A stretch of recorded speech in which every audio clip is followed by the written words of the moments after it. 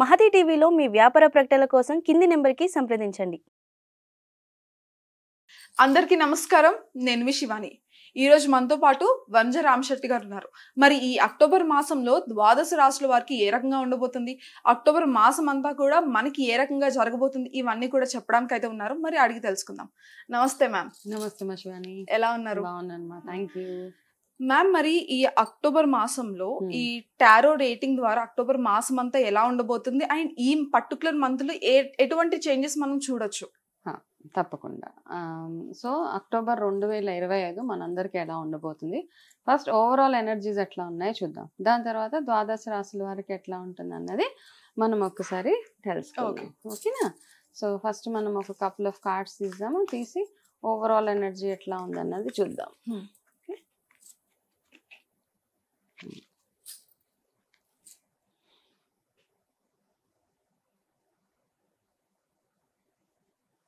Okay. So October ఓవరాల్గా 2025 October చూసుకుంటే overall energy అంటే ఇక్కడ ఫస్ట్ ఒక కార్డ్ ఏమొస్తుందంటే మనకి ఎంత కావాలో అంతే తినాలి ఎవరైనా.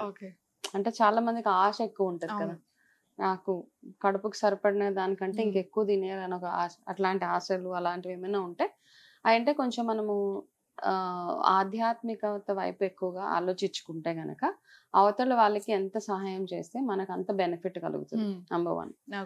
ఓకే, అది ఒకటి. రెండోది ఏంటంటే మీరు ఎంత కష్టపడితే అంత ఫలితం కూడా తగ్గుతుంది. ఈ రెండు ఫస్ట్ గైడెన్సెస్. వెదర్ పరంగా, వాతావరణం పరంగా అట్లా చూసుకుంటే గనక మెల్లిగా అన్ని సెటిల్ అవుతూ ఉంటాయి. ఇప్పుడు వరకు మనం కొంచెం చాలా ఎక్కువ వర్షాలు ఇవి అవి చూసాం కదా.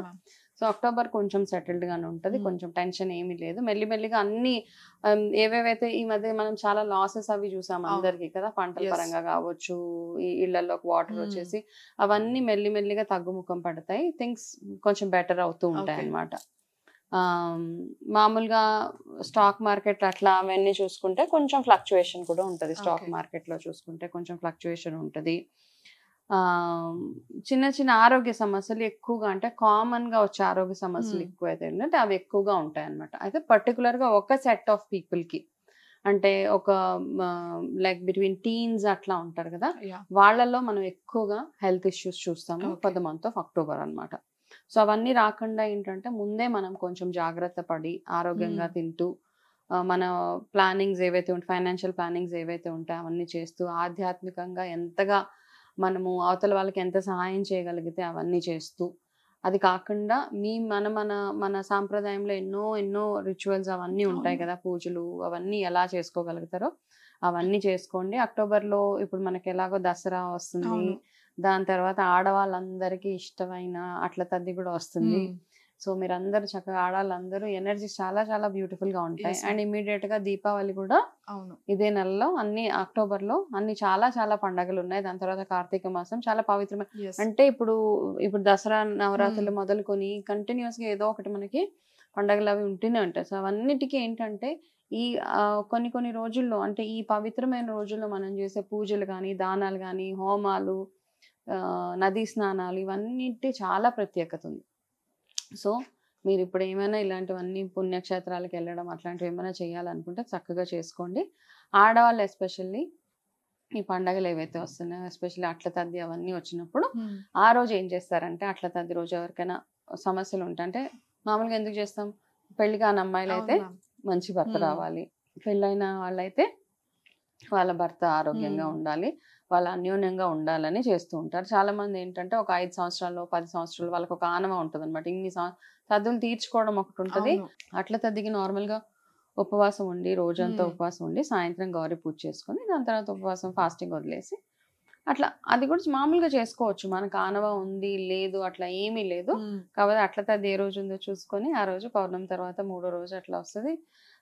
ఆ రోజు చక్కగా ఆడవాళ్ళందరూ అట్ల తద్ది పూజ చేసుకోండి, గౌరీ పూజ చేసుకోండి. మీకు వీలైనంత పసుపు కుంకాలు అందరికీ పంచండి, ముత్తైదులందరికీ పంచి మీ భర్త ఆరోగ్యం మీరెంతో అన్యోన్యంగా ఉండాలని అమ్మవారిని మనస్ఫూర్తిగా కోరుకుంటే సరిపోతుంది. మ్యామ్, మరి ఈ అక్టోబర్ మాసంలో కర్కాటక రాశి వారికి ఏ రకంగా ఉండబోతుంది? అక్టోబర్ 2025 కర్కాటక రాశి వాళ్ళకి కార్డ్స్ ప్రకారం ఎనర్జీస్ ఎట్లా ఉన్నాయో ఒకసారి చూద్దాం.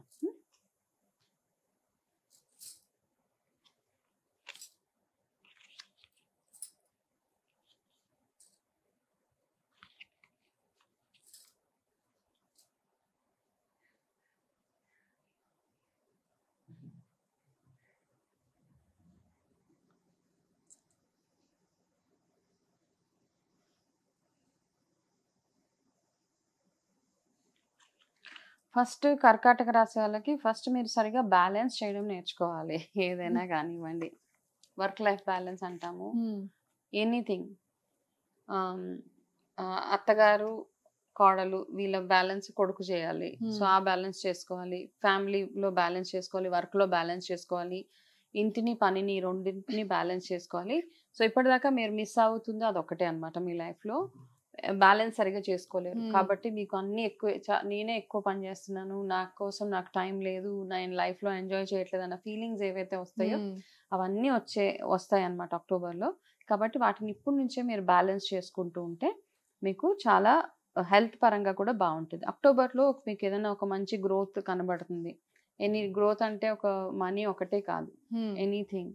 ఆఫీస్లో మీకు రికగ్నిషన్ రావచ్చు, మంచి అవార్డ్స్ రావచ్చు, రివార్డ్స్ రావచ్చు. మామూలుగా ఇంట్లో చూసుకుంటే కనుక ఫ్యామిలీ పరంగా చూసుకుంటే కూడా మీకు ఏదైనా ఒక మంచి ప్రాఫిట్ వచ్చే అవకాశాలు ఎక్కువగా కనపడుతున్నాయి. మీరు ఇన్వెస్ట్ చేసిన ల్యాండ్ కానివ్వండి, బంగారం కానివ్వండి, ఎట్లానో బంగారం రేట్స్ ఎలాగో పెరుగుతున్నాయి. సో సేమ్ థింగ్, మీరు ఇన్వెస్ట్మెంట్ ఎక్కడైనా చేస్తుంటే కనుక దాని మీద రిటర్న్స్ ఎక్కువగా వచ్చే అవకాశాలు ఎక్కువగా ఉన్నాయి.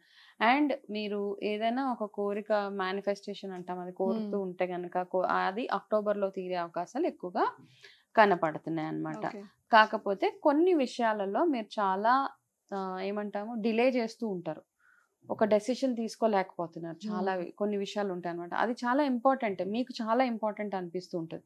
కాకపోతే దాని మీద ఎందుకో మీరు ఒక ఫర్మ్ డెసిషన్ తీసుకోలేకపోతున్నారు. అది ఎప్పటి నుంచో అంటే అట్లా పెండింగ్ ఉంటూ ఉంటుంది. ఇప్పుడు ఎట్లా అయిపోతుంది అంటే మీ మైండ్ ఇక్కడే నా అక్కడ ఒక పెన్ ఉంటుంది, అది నేను తీసుకోవాలి అనుకుంటే నాకు ఎవరైనా వచ్చి ఆ పెన్ ఇచ్చే వరకు నేను తీసుకోవాలి. సో కాబట్టి మీరు ఏం చేస్తున్నారంటే ఎవరో వచ్చి ఒక గైడెన్స్ ఇవ్వడానికి మీరు వెయిట్ చేస్తున్నారు. అట్లాంటి గైడెన్స్ అవసరం లేదు. మీరే ఒక డెసిషన్ తీసుకుంటే కనుక అది రైట్ డెసిషన్ అవుతుంది. కాబట్టి మీరు ఏదైతే పెండింగ్ పెట్టుకున్నారో ఆ వర్క్ అక్టోబర్లో కంప్లీట్ చేయడానికి తప్పకుండా చూడండి. అదొకటి. మీరు ఈ నెల మొత్తము మీరు చేయాల్సింది ఏంటంటే రెగ్యులర్గా సుబ్రహ్మణ్య స్వామి ఆరాధన ఎక్కువగా చేయండి. అండ్ మీకు వీలైతే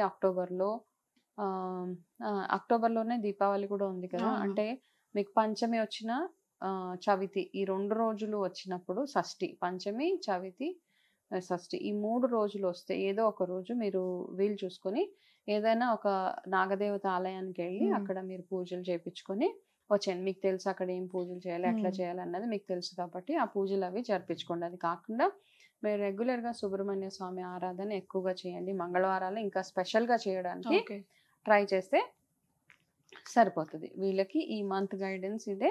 సో నేను చెప్పిన చిన్నవి ఏవైతే యాజ్ పర్ టారో రీడింగ్స్ ఏవైతే మనకి చిన్న ప్రిడిక్షన్స్ వచ్చినాయో వాటి మీద వర్క్ చేస్తే కనుక అక్టోబర్ కూడా మీకు బ్యూటిఫుల్గా వెళ్ళిపోతుంది. బట్ ఒక గుడ్ న్యూస్ మాత్రం ఖచ్చితంగా వింటారు in the month of October.